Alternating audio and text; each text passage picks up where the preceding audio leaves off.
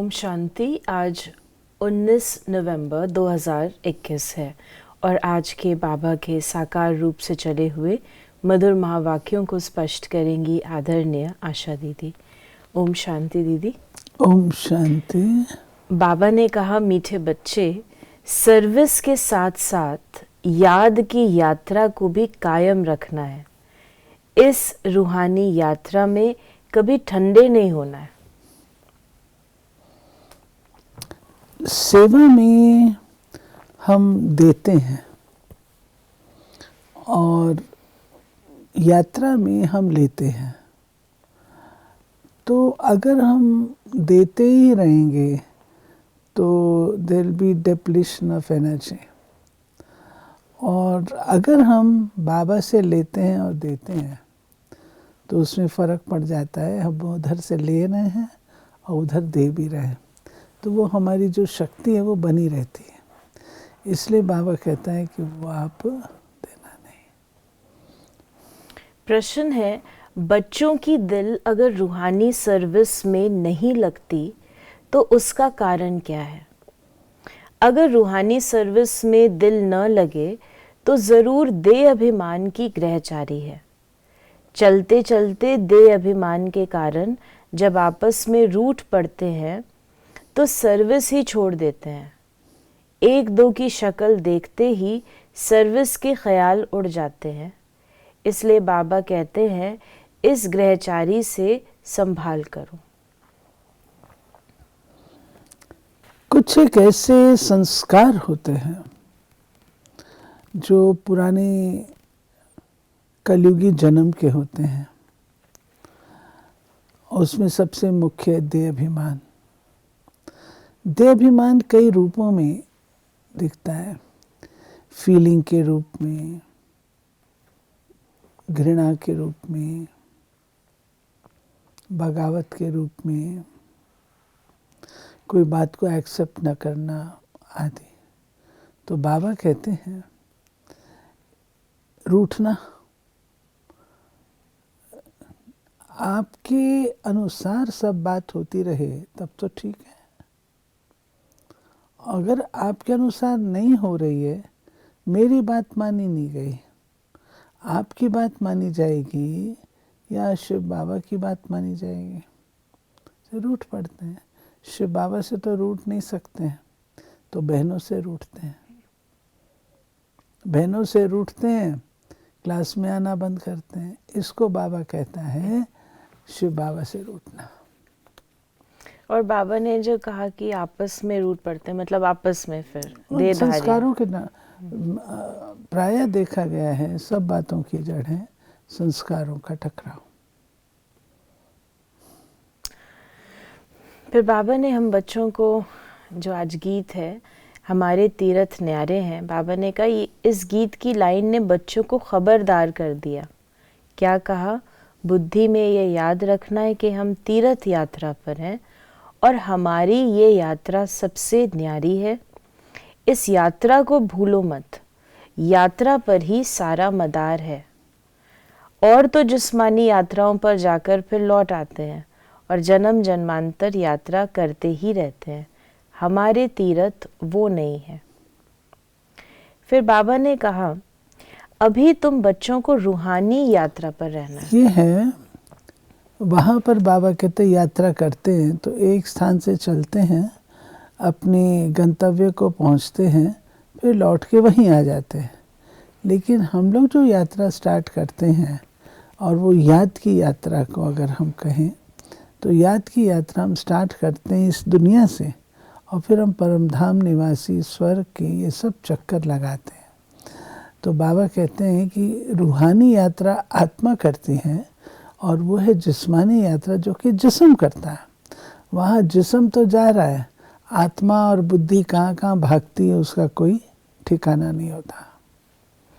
फिर बाबा ने कहा कि अभी तुम बच्चों को रूहानी यात्रा पर रहना है, बस अब हम जाते हैं घर। इसमें गंगा स्नान करने व शास्त्र पढ़ने की कोई बात ही नहीं। फिर बाबा ने कहा कि तुम लाखों करोड़ों को समझाते हो, तब कोई विरला आता है।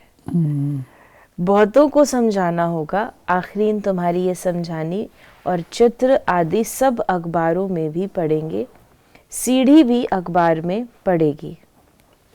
ये बाबा कहते हैं कि गायन है, कोटो में को में को। आप इतने लोगों को समझाते हैं, मेला कितने ने देखा? 1 लाख ने मेला देखा, उसमें से कितने निकले? 1 व्यक्ति, 1 आत्मा निकली। तो बाबा कहते हैं कि ये तो विधान है, कोई ना कोई निकलेगा ज़रूर, ऐसा नहीं होता एक बिना निकले, निकलेगा ज़रूर, परंतु बाबा कहते हैं कि उसमें मेहनत लगती है। तो हमको सेवा के नए नए प्लान, जैसे अखबारों में डालना आदि, ये करना चाहिए। ऐसे कई स्थानों पर होता है, अखबार में देखते हैं तो कहते हैं अरे ये तो मेरे को स्वप्न में आ रहा था। ब्रह्मा बाबा, लंदन में एक भाई को ऐसा, यही तो मुझे स्वप्न में दिखाई देता था, और ये अखबार में देख करके उसको फिक्स हो गया, बाबा का बच्चा बन गया। फिर बाबा ने कहा कि मेले प्रदर्शनी के बारे में बाबा ने कहा कि सब तरफ से लिखते हम मेला करें, प्रदर्शनी करें, परंतु साथ साथ अपनी याद की यात्रा भी भूलनी नहीं चाहिए। बच्चे बिल्कुल ही ठंडे चल रहे हैं, यात्रा ऐसे करते हैं जैसे बूढ़े, जैसे ताकत ही नहीं, कुछ खाया ही नहीं है। बाबा का कितना ख्याल चलता रहता है, ख्यालात करते करते नींद ही फिट जाती है। विचार सागर मंथन तो सबको करना चाहिए ना।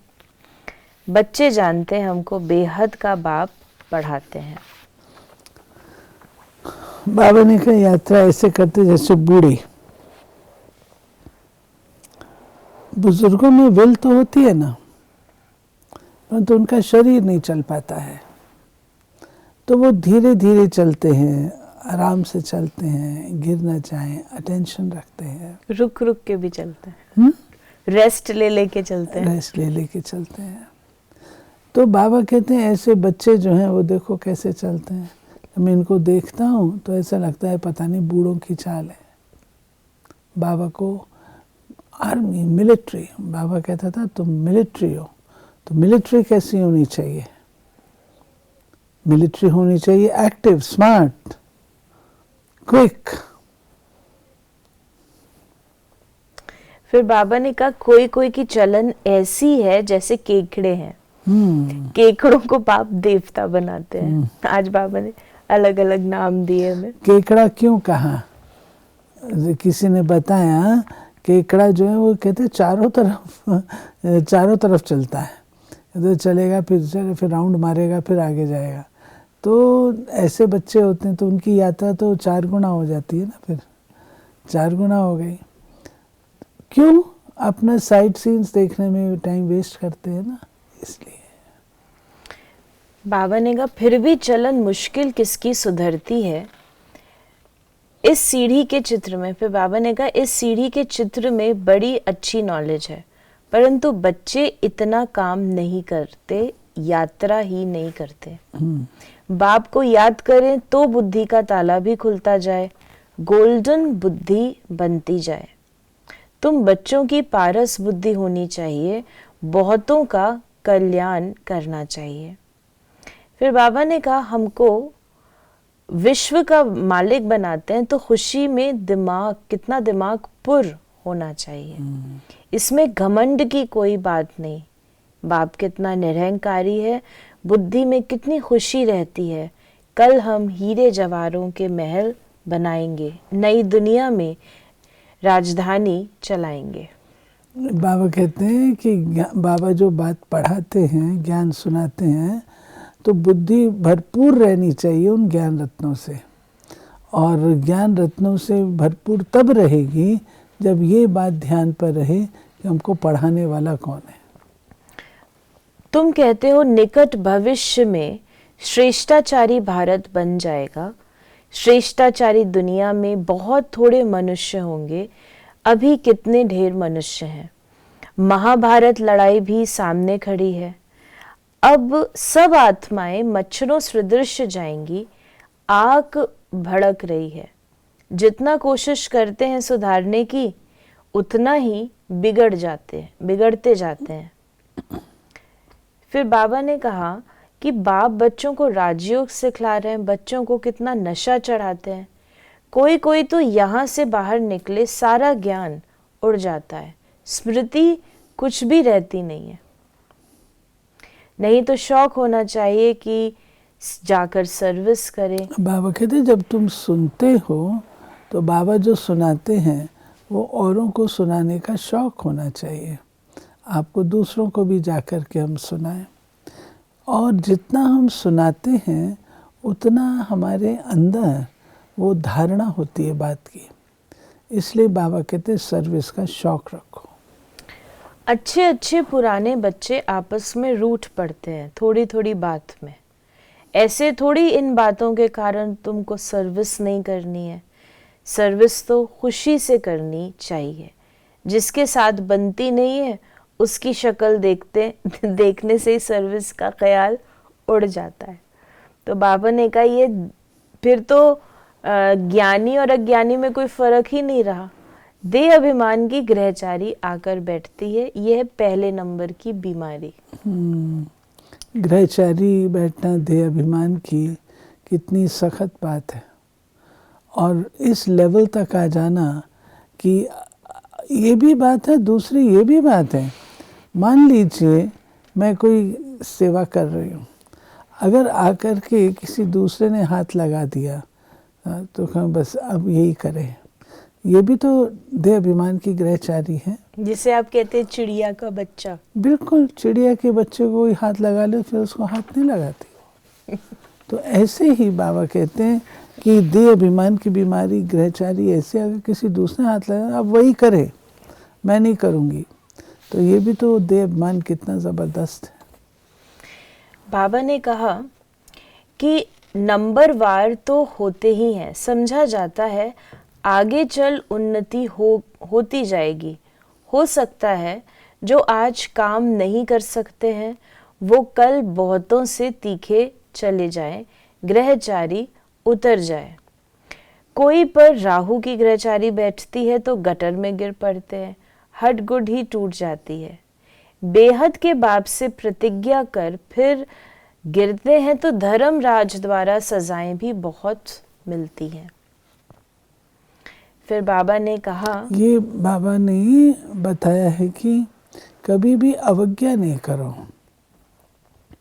आपकी अवज्ञा करेंगे तो फिर धर्मराज भी तो बैठा है ना, बाबा का एक रूप धर्मराज भी है, तो धर्मराज के द्वारा फिर सजाएं मिलती हैं, और बाबा एक एक बात को बता करके सजा देता है। बाप कहते हैं तुम अपना राज्य भाग ले लेंगे, बाकी सब विनाश हो वापस चले जाने वाले हैं।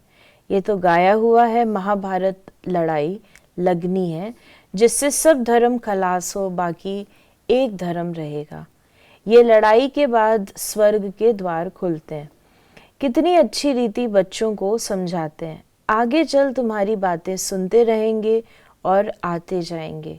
सूर्यवंशी चंद्रवंशी जो पतित बन गए हैं वही आकर नंबरवार अपना वर्षा लेंगे, प्रजा तो ढेर बनेगी। देखिए, एक होता है वर्षा लेना और एक होता है प्रजा। प्रजा के लिए कोई पुरुषार्थ नहीं है, लेकिन हाँ वर्षा लेना है तो पढ़ाई है, तो हमारी चॉइस है। अगर हम पढ़ेंगे तो वारिस हैं, नहीं पढ़ना चाहते तो ठीक है। आज का वरदान है, सर्व शक्तियों की संपत्ति से संपन्न बन, दाता बनने वाले विधाता वरदाता भव। जो बच्चे सर्व शक्तियों के संपत्तिवान हैं वही संपन्न और संपूर्ण स्थिति की समीपता का अनुभव करते हैं। उनमें कोई भी भगतपन के व भिखारीपन के संस्कार इमर्ज नहीं होते। बाप की मदद चाहिए, आशीर्वाद चाहिए, सहयोग चाहिए, शक्ति चाहिए। ये चाहिए शब्द दाता विधाता वरदाता बच्चों के आगे शोभता ही नहीं। वे तो विश्व की हर आत्मा को कुछ न कुछ दान व वरदान देने वाले होते हैं। बाबा कहते चाहिए चाहिए जो ना, मांगने की बात हो गई ना, इच्छा रखने की बात हो गई, तो जो दाता है, विधाता है, वरदाता है, उसके अंदर ये संकल्प आ ही नहीं सकता। स्लोगन है, हर आत्मा को कोई न कोई प्राप्ति कराने वाले वचन ही सत वचन है। तो ये थे बाबा के आज के महावाक्यों का स्पष्टीकरण। यदि आपके मन में कोई सवाल है तो आप व्हाट्सएप करें या मैसेज करें 8826599309 पर, और हम आपके प्रश्नों का उत्तर प्रश्नोत्तरी कार्यक्रम में लेने का प्रयास अवश्य करेंगे। ओम शांति।